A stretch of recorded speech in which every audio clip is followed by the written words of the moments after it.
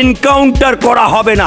Encounter যদি করতে হয় তাহলে আগে অভিষেক ব্যানার্জিকে এনকাউন্টার করতে হবে। আমরা তো হাসিনা বুবুকে বলেই পালিয়ে এলো, এই মমতা ব্যানার্জি কবে বাংলা ছেড়ে পালাবে তার দিন গুনো আজ থেকে শুরু করো। আমি চাই পুলিশ যত তাড়াতাড়ি সম্ভব দোষীদের গ্রেপ্তার করবে, আর রবিবার পর্যন্ত যদি তারা কুল কিনারা করতে না পারেন, কারণ ভেতরেও তো অনেকে আছে, তাহলে এই কেসটা আমরা আমাদের হাতে রাখবো না, আমরা সিবিআই কে দিয়ে দেবো। আপনারা দেখছেন বাংলা খবর ইউটিউব চ্যানেল।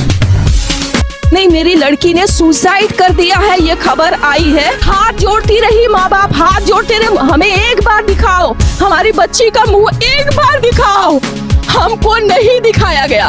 बच्ची का शरीर में कोई कपड़ा नहीं था, पैर दोनों राइट एंगल में मिला गया। শুনলেন বাবা মার আর্তনাদ। আমরা খবর করতে গিয়ে অবাক হয়ে যাচ্ছি, কি চলছে এই আরজি করে। শুনুন পুরো প্রতিবেদনটা। হয়েছে বলতে একটু আরজি করে ব্যাপারটা।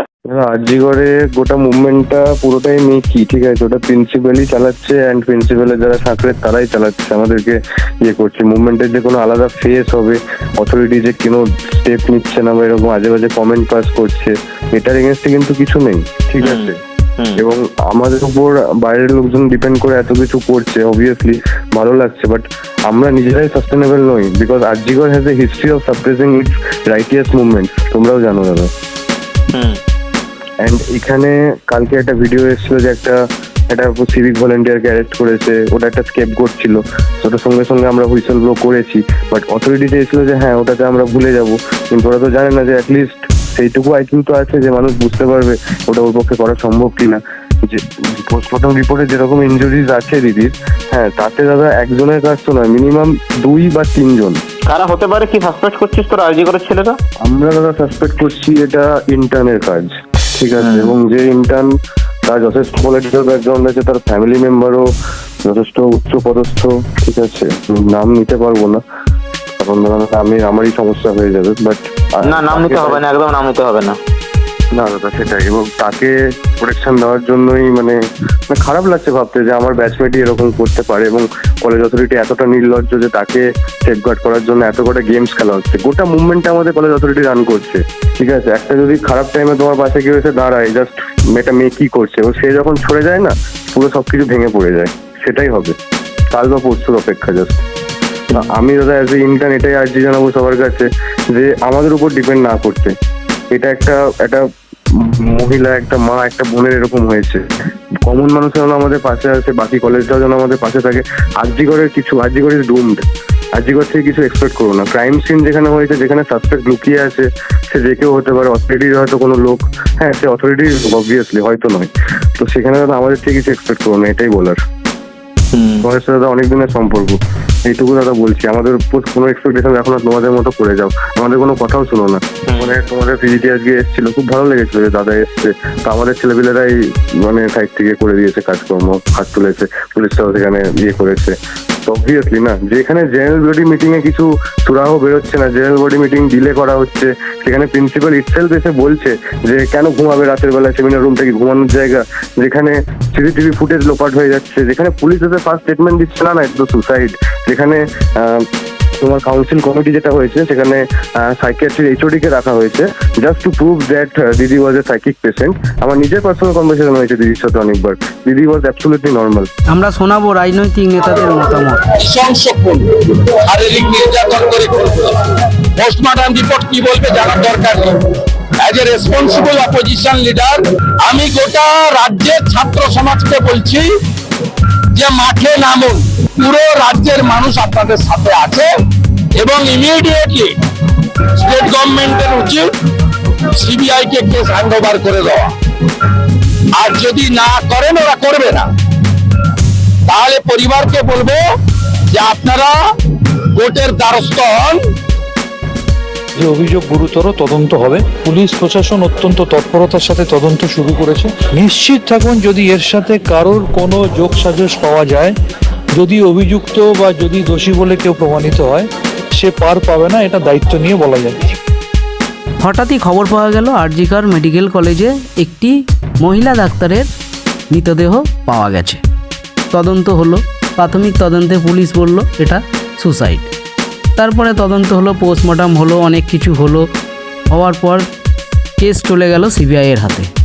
সিবিআই তদন্ত চলছে, কিন্তু এরই মাঝে চলছে গোটা রাজ্য জুড়ে মহিলাদের রাত দখলের লড়াই।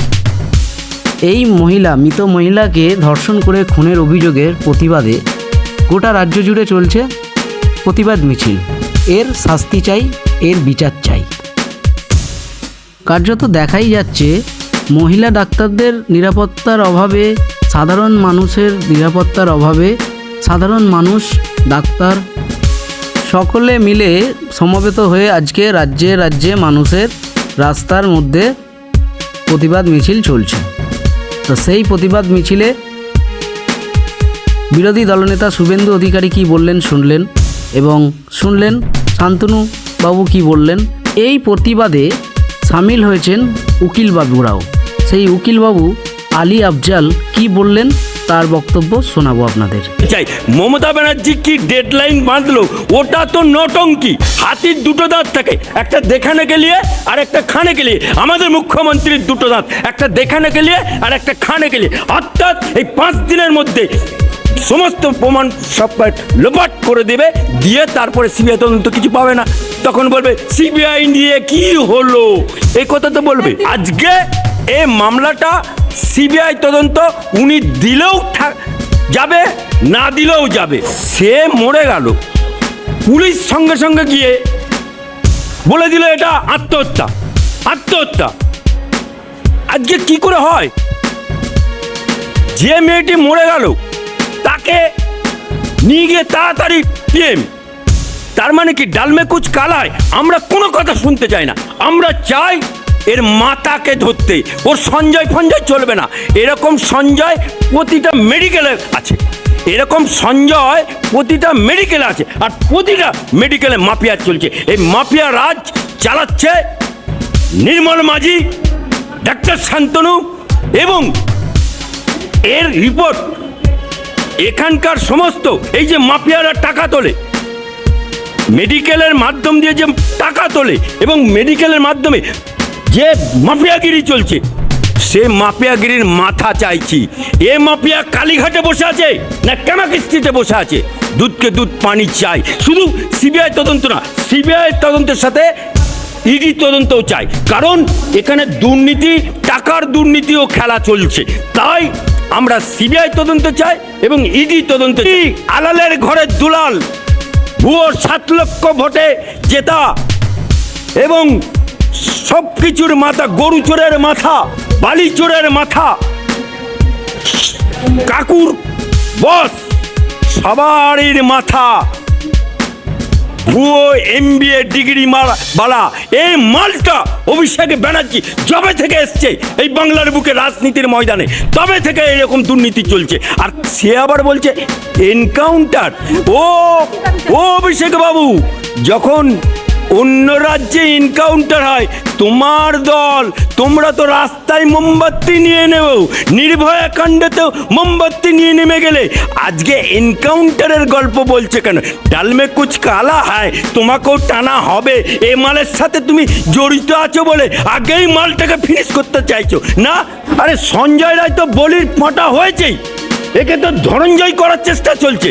কিন্তু আজকে যে পিএম রিপোর্টে যে পাওয়া গেছে, ওই নেতৃত্বটা, ওই মৃত ডাক্তারের ভেতরে যে দুটো বীর্য পাওয়া গেছে, সেটা তো একজনের হয় না, একজনের হয় না, অর্থাৎ একাধিক মানুষের হয়। তাহলে আজকে ডাক্তার খুন করে মনে করছে পার পেয়ে যাব। বাংলার মেডিকেল ছাত্রছাত্রীরা লড়াই করবে, তাদের পাশে বাংলার যুবক যুবতী আছে, তাদের পাশে আপামর জনসাধারণ আছে, সমগ্র উকিল মহল আছে। দেখ কেমন লাগে, দুধকে দুধ পানিকে পানি করেই আমরা ছাড়বো। আপ উঠ পাহাড় সে নিচে নামা। এর আগে বহু মানুষ খুন হয়েছে, বাংলার পুলিশ মেরেছে, বিভিন্ন মানুষকে খুন করেছে এই বাংলার মুখ্যমন্ত্রী, এই 70 বছরের বুড়ি, এই 12 বছরের মুখ্যমন্ত্রী আজকে নিপীড়িত, নির্যাতিত হলো এবং একটা ভবিষ্যতের ডাক্তার দুনিয়া থেকে চলে গেল। কিসের কারণে? মেডিকেল পড়া ছাত্রী সেই ছাত্রীটা, এটা তো একটা মেডিকেল ক্রাইম, মেডিকেল মাফিয়া চলছে বাংলার বুকে। খাদ্যের মাফিয়া বাংলার বুকে, শিক্ষার মাফিয়া বাংলার বুকে, স্বাস্থ্যের মাফিয়া। একটা জাতির মেরুদণ্ড শিক্ষা, জাতির মেরুদণ্ড স্বাস্থ্য, জাতির মেরুদণ্ড খাদ্য, সবকটাতেই দুর্নীতি, সবকটাতেই মাফিয়া। কিছুদিন আগে বহরমপুর মেডিকেল কলেজে এরকম মাফিয়া। এই যে মেডিকেল মাফিয়া হলো এবং গণধর্ষণ করে তার যে এভিডেন্স পিএম রিপোর্ট পাওয়া গেছে, তাতে দেখা যাচ্ছে একাধিক ক্ষতের চিহ্ন। এবং নোট করুন, মুখ্যমন্ত্রী তার যৌনাঙ্গে 2টো বীর্য পদার্থ পাওয়া গেছে। এই যে গেল, অর্থাৎ একটা সঞ্জয়কে গ্রেপ্তার করে তাকে ধনঞ্জয় বানানোর যে প্রচেষ্টা, কারণ ধনঞ্জয়কে ফাঁসি দিয়েছিল বুদ্ধদেব ভট্টাচার্য, উনি সঞ্জয়কে ফাঁসি দিয়ে প্রমাণ করতে চাইছেন আমি কত মহান। ऐसा দিন নেই চলেগা। এ যত মাল, যত কাণ্ড, এই যে মেডিকেল মাফিয়া চলছে, এর মাথা হয় কালীঘাটে বসে আছে, না হলে ক্যামাকিস্তিতে বসে আছে। আর তার শাখা পোশাখা হচ্ছে ডাক্তার নির্মল মাঝি, হ্যাঁ, তারপরে শান্তনু যে বড় বড় কথা বলে, এ মালগুলো, এই যে মাফিয়াগিরি চলছে বাংলার বুকে। শুধু আর্জি করে মাফিয়াগিরি চলছে না, আর্জি করে মৃত্যু হয়েছে বলে আজকে আমরা সবাই জানতে পারছি, সবাই হই হই করে নেমে। কিন্তু এরকম চুপি সারে প্রতিটা দিন, প্রতিটা রাত, প্রতিটা সময় মাফিয়াগিরি চলছে।